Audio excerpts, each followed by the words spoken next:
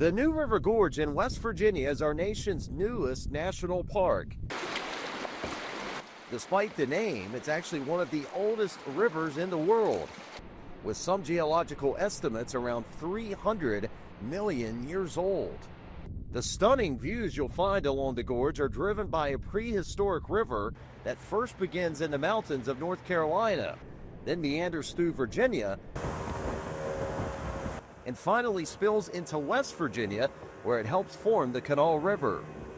The beauty of our newest national park may grab the most attention, but underneath this shiny top layer, there's a rich history of coal mining that not only helped towns come to be here, but also shaped cities across America.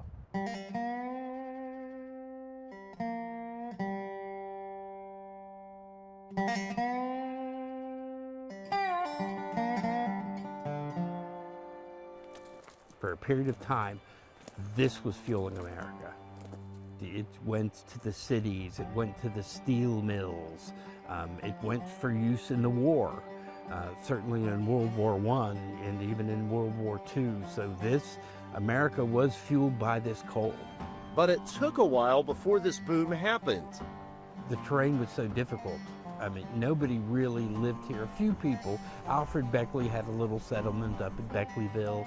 Fayetteville was a little courthouse town, but few people lived here. Even the Indians really avoided coming through the gorge. But then this was the channel that the C&O Railroad had to use to get across the Appalachian Mountains. And this is how they got to the coal. With a way in now and many jobs available in the late 1800s, tens of thousands of people flocked to the gorge. Towns like Thurmond seemingly appeared out of nowhere overnight with a rich diversity of people. First you had Southern blacks who came in. There were two waves of black folk who came in. There were Poles who came in, lots of Italians, Italian masons came in. Irish, there were lots of Irish railroad workers who came through. There were also a lot of Lebanese folk who tended to be shopkeepers, cobblers. They came in. The area was just suddenly flooded with people from all different walks of life. This new river coal was especially sought after.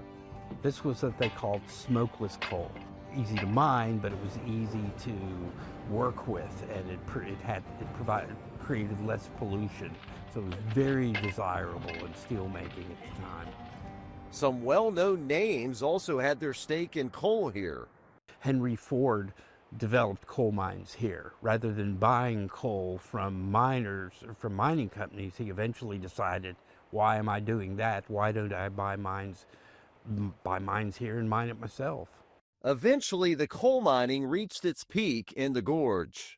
After the Second World War, things began to plateau. A lot of the coal had been extracted already or had become difficult to get to. The Boomtowns period was over, but then we had something that was spectacular in the minds of some people, and it's why this ghost town is so popular. Is now you come to the gorge, and in the middle of these forests are these big stone structures and brick structures, and tourists are attracted to those. So that's a big part of tourism in the new national park.